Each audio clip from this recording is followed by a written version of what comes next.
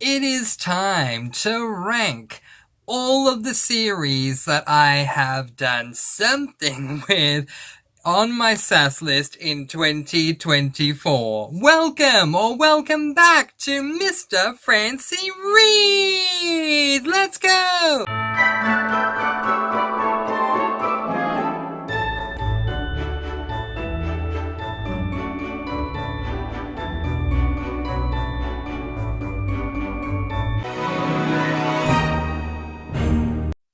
Yes, hello and welcome or welcome back to Mr. Francy, the channel. I am so happy that you have decided to join me again today as we continue on with my favourites and non-favourites. Today, ranking all the series on my SAS list. For those who don't know, a SAS list, SAS, is an acronym that stands for Serious About Series. Full credit to Elizabeth from the channel Lizzie Faye Loves Books for coming up with this idea. In short, you create a list of series that you want to start, continue on with, or finish by the end of the year. Much love to Elizabeth, because SAS lists have changed my life when it comes to reading. I don't know if I would have gotten through as many series as I have lately over the past couple of years, if not for this wonderful idea that is the SAS list. So thank you, Elizabeth. I really, really appreciate it. So today, I'm ranking all of the series that were placed onto my SAS list. I DNF'd 2 series. Those series will not appear in this ranking because they were DNF'd. For the rest of them, in case you're wondering, it's not an emotional ranking, it is a mathematical one. So basically what I do, in case you'd like to play along at home, I'd love to know what your results are, if you do, is I take all of the books that I have read to that point in that series and times that number by 5, 5 being the maximum amount of stars that I can give a book. Then, with that new number, I take that number, as well as the total number of stars that I gave for that series, divide that, then times it by 100 to get a percentage. That percentage gives me a percentage for the entirety of the series that I have read. That percentage also allows me to rank them in percentage order. Now, there is one rule. What if there is a tie? What if there are books that, if there are 3 books that have 56.75%? What do you do in that situation? Well, in that case, then the subjective power comes back to me. And I then determine, okay, these ones were in a tie, so I'm going to choose where they go. Coming in at number 18 is the Amish Matchmaker series by Amanda Flower. I'm holding up book 1 in the series, Matchmaking Can Be Murder, to represent the series. This came in with a total of 60%. And yeah, it doesn't really surprise me, although I loved the most recent book that came out in the series and would look forward to the next one in the series if there is more to come. It took me a long time to get on board with this series, which obviously does affect the overall percentage that the series is going to receive from me. Unlike its sister series, Amish Candy Shop, that I love so much, one of the things I love about Amish Candy Shop is that we follow an amateur sleuth who is an Englisher, a non-Amish person entering into an Amish world.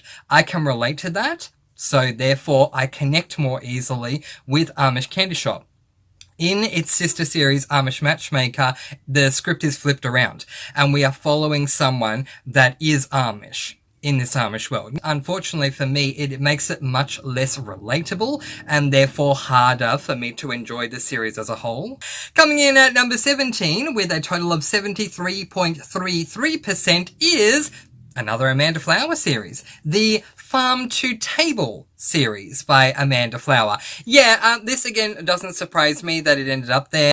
And because I give my star ratings based mainly on subjectivity rather than objectivity, then yes, I do take it on the star ratings, and therefore it does factor into the rankings of the SAS list. In this series, we are dealing with, as you would expect, the farm to table trope on the cozy side. or farm to table subject matter, not trope, sorry, subject matter on the cozy side. And it's just not something that appeals to me. I literally picked up this series because Amanda Flower's name is attached to it. And I love Amanda Flower's works. But, you know, I'm glad that I gave it a go, because now I know that not every single Amanda Flower series is a series that I particularly enjoy. Coming in 16th place with a total of 76% is the Camper and Criminals series by Tonya Kappas. I am holding up Elves, Evergreen and Evidence for this one because it was the easiest one to grab. So this one came in at number, as I said, 16 with a total of 76%. It doesn't surprise me. Overall, I do like many aspects of the Camper and Criminals series. We follow Mae West and, at her trailer park in Normal, Kentucky. Happy trails. Have to think there. And, that's great. And I love Mae West as a character. I love, honestly, all of the regulars in my own way. And yeah, there are things that I absolutely love about the series, but there are also things that I really do not like about the series at all. Because I have so many series that I'm discussing here, if you would like for me to go into further detail about things that I don't necessarily like about this series, let me know, and I'll do a dedicated video to that where I can spend a lot more time discussing, I guess, pros and cons about the series as a whole. Just one video for that series on its own, because there's so much to unpack there. But, it doesn't surprise me that it came in at number 16. Coming in at number 15 with a total of 76.67% is the Coffee House Mystery Series by Cleo Coyle. Yeah, again, doesn't surprise me. The cozy side of this series, I absolutely love. I have never seen an author write a fictional series that is so dedicated and so evident that the author either loves or has done a ton of research on the subject matter of coffee. So if you love coffee, I highly recommend this series for that reason. You learn so much through every single book, seriously, and it's all these different things. But there are other things that I don't like about this series as well. One of them being that my favorite character in this series, Madame, doesn't feature in the entirety of the book for every single book I've read so far in the series, which really annoys me because not only do I love Madame, but Madame seems to be the most eager beaver that wants to solve every single mystery,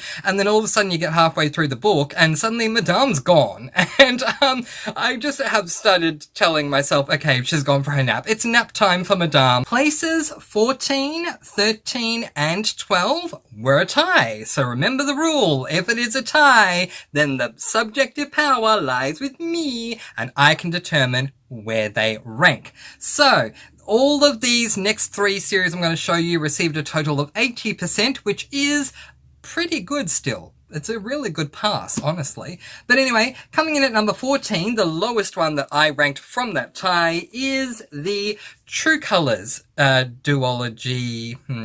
Anyway, by Annabeth Albert. Yeah, look, this is book number 2 in this True Colors series. It's not a series. I mean, if you're a fan of Brandon Sanderson, you understand the whole concept of his Cosmere and how there are different universes. I would say this book takes place in the same universe, absolutely, as book number 1, but it's not a continuation of book number 1. So, I don't know why it's book 2 in the series. It's a companion book, basically. And that's what let me down, was this book. And so, therefore, I believe my rating for book 1 was 5 stars and my rating for this one was 3, which, yeah, 8 divided by, what was it? No, 10. 10 divided by 8 times 100 is 80%. So yeah, it would have been a lot higher had I enjoyed this one, but I just didn't. Coming in at number 13 is The Captive Prince Trilogy by C.S. Picard. This is book number 3 of 3, called King's Rising. Yeah, I read all 3 books over the course of a number of years, and it just was what it was. Book 1 was shocking, as in, like, it shocked me a lot, but it didn't make it a bad book at all. Book number 2, I was ready to be shocked and wasn't, so felt let down. Book 3 really did wrap things up well. So honestly, it surprises me more that it got a total of 80%, and not less. But, yeah, overall, I think it is an okay series. I just, really highly recommend you check out the trigger warnings for book number 1. But, yeah. There we go. Number 13, Captive Prince. Coming in at number 12 is The Golden Boys Duology by Phil Stamper. Yeah, and that is mainly because of this book. This is book 1 of the 2, and there are 4 main perspectives that we follow, and when I say main perspectives, I literally mean it is a multi-perspective book following 4 different characters, and all of them, in their own right, are main characters in this series. It was really hard for me to keep track of who's who, what's going on, because of this writing style choice. I love Phil Stamper, so I feel like I can critique him for this choice that I believe wasn't a good one. Not everyone agrees with me on that, though. But yeah, that was why. So I think I gave, again, this one 3 stars. But book number 2, I finally got... I let go of the fact that there was the multiple main perspectives, and it got 5 stars. So 3 stars, 5 stars, 80%. Coming in at number 11 with a total of 84% is the Millie Cruise Ship Cozy Mystery Series by Hope Callahan. I really don't appreciate the way that Hope Callahan writes her reveals. Once we catch the criminal and the reveal happens, it's just way too short for me. This is a subject of opinion. I've spoken to different people about this situation to see what the general consensus is, and from what I'm seeing, I kind of stand alone on this, but I'm someone who I much prefer that we get the reveal at the end of the 3rd last chapter, so we get an entire chapter to have the criminal explain the who, what, where, when, why they did and how they achieved and whatever else. Future Mr. Francy, just jumping in here really quickly because I do want to say that despite that, I do actually love the Millie Cruise Ship Cozy Mystery series. I think that the ambiance and the culture and the world building that we get of the actual cruise ship is so fascinating, and Millie as a character is absolutely wonderful. And I forgot to mention my pros, so just wanted to add that in. It is a fantastic series. My only gripe is literally the way that Hope Callahan does her reveals and how minimal they are. Millie Cruise Ship got 84%. Coming in at number 10 is a series that got 85%, so just by 1%. Coming in at number 10 is the Housemates series by Jay Northcott. This is a male spicy series, and especially book 1, although it does improve along the way. Book 1 was literally, in my opinion, written to be, it's literally just spice. As I say, this does improve. The books get longer and longer as you go along because Jay Northcott got to a stage where he was adding a lot more to the story than just the spice. Oddly enough, though, I still did give this book 5 stars because I did like the book. But there was a specific book in this series that I think got 3 or 2 stars from me, and I know that that is a big part of the reason why it received 85% as opposed to, say, 90 or above. But it is still a great series. If you're okay with male, high level spice, when it comes to your male romances, I highly recommend checking out Jane Northcott. I think he's a wonderful writer. Coming in at number 9 with a total of 85.88%, so beating out Housemates purely by 0.88%, is the Haley Powell Food and Cocktail Mystery Series by Lee and Hollis. One thing I've grown to learn about my reading journey is that I love what I now know is referred to as mixed media in books. There are article columns that are pieced and parceled throughout every single book in this series that I absolutely love, on top of the cozy side and the mystery. But I'm not at all afraid to admit that there are some books in this series that have let me down, whether it be the mystery itself not being interesting, not appreciating the reveal that came at the end of the book, or indeed the cozy side of the book just wasn't for me. For example, Death of a Clam Digger. I just can't stomach seafood, so it doesn't interest me at all, and so that book particularly did let me down. But yeah, still, it's a respectful percentage, 85.88, very close to 89. Speaking of surprises, one thing that did surprise me was the series that came in 9th place. I honestly expected that it would be significantly lower. Coming in at number 8 with a total of 86.67%, and number 7 is 88.67%. So again, it came back to my own discretional subjective, where do I rank them? And so I ranked this one lower of the 2, but I was surprised it still ranked as high as it did. Coming in at number 8 was the All for the Game trilogy by Nora Sakovic. This is a male extremely hard-hitting contemporary series.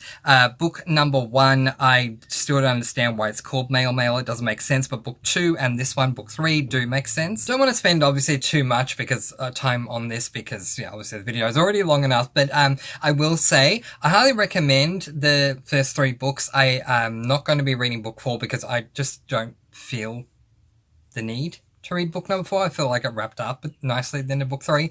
But I will say, just please make sure you check out the trigger warnings before going into the books, because there are some very triggering things that do happen in this series, and that's why I'm saying it is a male, extremely hard-hitting contemporary series. Remember how I said there was a tie? Yes, there was. At 86.67% was All for the Game and one other, and the one that I placed above All for the Game was The Immortals series by Alison Noel. This is Evermore, book number 1. And yeah, this was another up and down series. There were some amazing moments for me in the series and some not so good moments. There were some really, really good books and some not so good books. But one thing that I really appreciate about this is that at the end of, not this one, sorry, at the end of book number 2, something happened that made me go, oh no, this is going to follow us for the rest of the entire series, and that's all we're going to be dealing with, and that's just going to annoy me because there is so much more that I want to know. One thing that Alison Noel did that surprised me was that particular thing. Yes, it did continue throughout the rest of the series, but in no way, shape or form was it the dominating thing. In fact, there is a separate thing that dominates every single book in the series, and yes, I say series because the characters are the same, they are not sister books, it is done in timeline order fantastically. Honestly, high praise to Alison Noel. I had my up and down moments, but you experience that with series, even ones that you love, and so really do recommend this one. If you're a regular viewer on this channel, you're probably wondering why the koala is sitting there and not sitting on top of a whole stack of books, and that's because I'm about to show you that whole stack of books right now. Coming in at number 6 with a total of 87.62% is the famous five series by Enid Blyton. This is a middle grade classic series. I've said the premise that many times, but I'll quickly say it again. We follow Georgina, who prefers to be called George, her dog Timmy, and her cousins Julian, Anne, and Dick. Every single time they go on school holidays or vacation or whatever you want to call it, they come together and a mystery ensues, and there are 21 books in this series, and for the majority of it, I absolutely love the series. There are definitely books in the series that I did not love, so I will say that. There is at least one book where animal harm did feature, so please do read up your trigger warnings. It is a classic series for a reason, one of them being it was written so long ago, so obviously things were very different back then. But yeah, make sure you look into trigger warning before you pick up the series. But if you're looking for a series that feels very indicative of a middle grade type of cozy mystery series, then I highly recommend The Famous Five. Coming in at number 5 with a total of 90% is the London Calling duology by Alexis Hall. This is book number 1, boyfriend material. Book 2 is husband material. And oh my gosh, did I love this duology so much. I need more Alexis Hall. I don't believe I'm reading Alexis Hall in 2025, but maybe I should just grab a book and sample a series. But yeah, I love this duology so much. I highly recommend it. If I tell you the premise, it's going to take too long to get through this video, honestly, because it would have me want to talk about so many other different things, but all I'll say is it is a male romantic contemporary duology, and my goodness, I want more from this series. And when a duology is too short for me, that is high praise for the author, because sometimes duologies are perfect being duologies. I would love just for there to be another one, or well, no. Be honest, Mr. Francy, I would love for there to be another 10 books in this series, but even if we could only get one, that would be fantastic. Alright, top 4, we're nearly at the medal placings, but speaking of medals, just missing out on a medal spot on that proverbial Olympic podium is a series that received 95.38%. So if 4th place received 95.38%, then you know that all your medal winners got a really good rating because 95.38% is still a really, really, really good rating for an entire series. I have finished this series. So, there you go. And that is the Zodiac Academy series by Caroline Peckham and Suzanne Valenti. Oh my goodness, this series cops a ton of flack, and I really don't know why. And I would like to know why, so please feel free to let me know why. We are in an amazing fantasy paranormal world. Predominantly, it's a fantasy series, and while there are spicy scenes that are extremely spicy, the spice is not the point of the series. And also, it's referred to as a bullying romance. I mean, bullying does take place, but I wouldn't call it that either. It is a series that revolves around fae who have magical abilities that go to a school to learn about their magical abilities. Wars are breaking out. There is amazing world building that occurs. So yes, while there are negative things that are included in the series, such as bullying, such as potentially, if you see it as a negative, really, really, really high, spicy scenes, that's not the point of the series. The series is a fantasy series. Fantastic series, and absolutely, I forgot to say this in any of the videos so far, but I want to thank Amy so much, because Amy got me onto this series, and Amy, you know how much I love it, you know how thankful I am, and I can't wait to buddy read its prequel series in 2025 with you and with everyone getting involved in that buddy read. Third, second, and first place all received the perfect score of 100%. Coming in at number 3rd place, and the series I'm giving the bronze medal to, is the Love and Gelato male-female YA contemporary series by Jenna Evans Welch. This is a series, but again, I would more look at this as a universe, just like with Cosmere. Each book is part of a universe rather than a series. We follow completely different characters.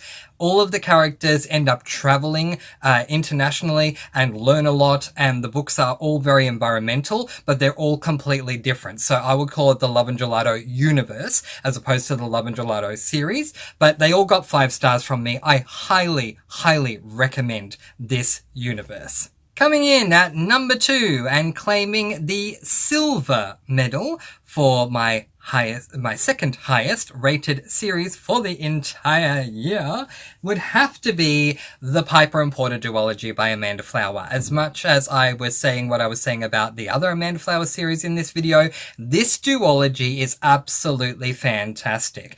Despite the fact that we follow a professional private investigator as opposed to an amateur sleuth, it is still an incredibly cozy duology, and I do highly, highly, highly recommend this duology. I've spoken about it a lot before, so we will move forward, but yeah, deserving of 2nd place. And now it's time to hand out gold. The single best series that I read this year, also getting 100%, and then coming back to my subjective discretion to put it as first, by a mile. I have to be real, by a mile.